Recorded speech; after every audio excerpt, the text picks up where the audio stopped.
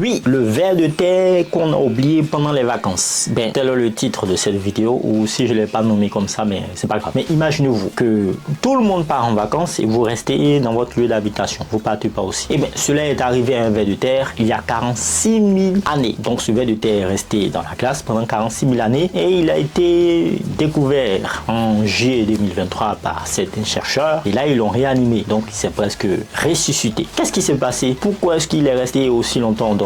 Et pourquoi est-ce que ce ver de terre n'est pas mort d'ailleurs? Pourquoi est-ce qu'il est resté dans la glace pendant 46 000 années? C'est un peu trop, n'est-ce pas? On va expliquer ce qui s'est passé aujourd'hui. Enfin, pas aujourd'hui, il y a 46 000 ans. Et pourquoi est-ce qu'il a survécu aussi longtemps? Un ver de terre. Allez, ben on y va.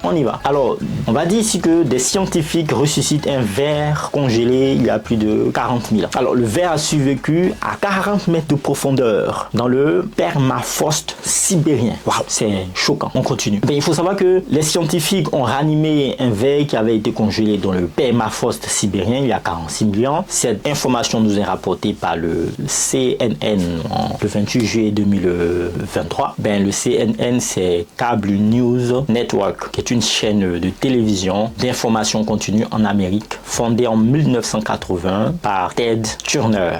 D'accord? Mais il est possible d'arrêter la vie et de la reprendre depuis le début. Il s'agit d'une découverte majeure, a déclaré Temuras Kurzalia, professeur émérite de l'Institut Max Planck de biologie cellulaire, moléculaire et génétique de Dresde auprès de ses confrères de CNN. Alors l'Institut Max Planck, c'est un grand institut scientifique qui se retrouve en Allemagne. D'accord? Eh bien, le scientifique qui fait partie de la recherche explique que le ver de terre a survécu à 40 mètres sous le permafrost sibérien. Il se trouvait alors dans un état appelé la cryptobiose. Eh bien, c'est quoi la cryptobiose? Doucement, on va expliquer ça. C'est la raison pour laquelle le ver de terre a duré pendant des longues années. Enfin, il a utilisé un processus de cryptobiose. Et bien, c'est ce que nous allons expliquer doucement. Alors, il faut savoir que la cryptobiose est un super pouvoir utilisé par certains animaux. En quoi est-ce que ça consiste? On explique. Et bien, la cryptobiose est un mécanisme utilisé par certains organismes comme les tardigrades. D'ailleurs, il y a une vidéo très intéressante sur les tardigrades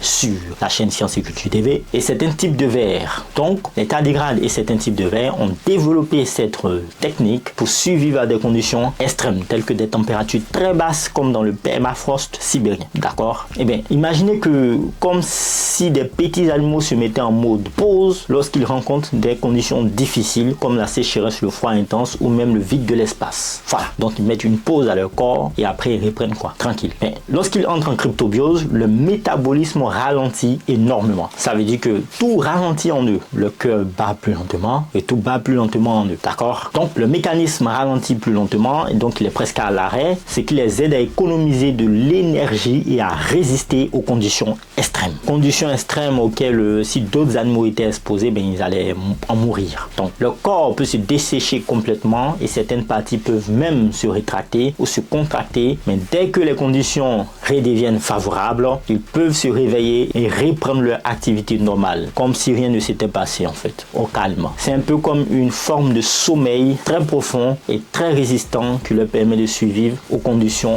vraiment difficiles. Bon, donc apparemment, c'est cette méthode ou cette technique qu'a utilisé le ver de terre qu'on a retrouvé dans le permafrost sibérien. Enfin, pas nous, les scientifiques voilà, de l'Institut de biologie en Allemagne ont retrouvé dans le permafrost sibérien, ben, il a utilisé la cryptobiose. On continue. Donc, ce ver de terre qui a été retrouvé 46 000 ans après dans le permafrost sibérien a utilisé la cryptobiose, ce qui lui a permis en fait à ce ver de terre là de survivre au manque d'oxygène et aussi au manque d'eau, mais aussi aux températures très élevées, aux conditions de congélation. D'accord? Et bien, les scientifiques de l'Institut russe des problèmes physico-chimiques et biologiques de la science du sol ont ressuscité ce ver de terre là. Ben, qu'est-ce qu'ils ont fait? Ben, ils l'ont réhydraté simplement avec de l'eau. On avait dit que le ver de terre avait besoin d'humidité. Voilà, il avait besoin de l'eau, d'humidité. C'est pour ça d'ailleurs quand il pleut, ben, le ver de terre sort pour être en contact plus avec l'humidité. D'accord? Il a ensuite été amené, donc après avoir été ressuscité, en le réhydratant simplement, il a ensuite été amené en Allemagne pour réaliser davantage de tests et d'analyses. Et grâce à la méthode radiocarbone, aussi appelée carbone 14, d'ailleurs il y a une vidéo très intéressante sur le carbone 14 sur la chaîne Science et Culture TV. Grâce à cette méthode de carbone 14, les scientifiques ont pu établir que ce ver a été enfui il y a plus de 46 839 à 47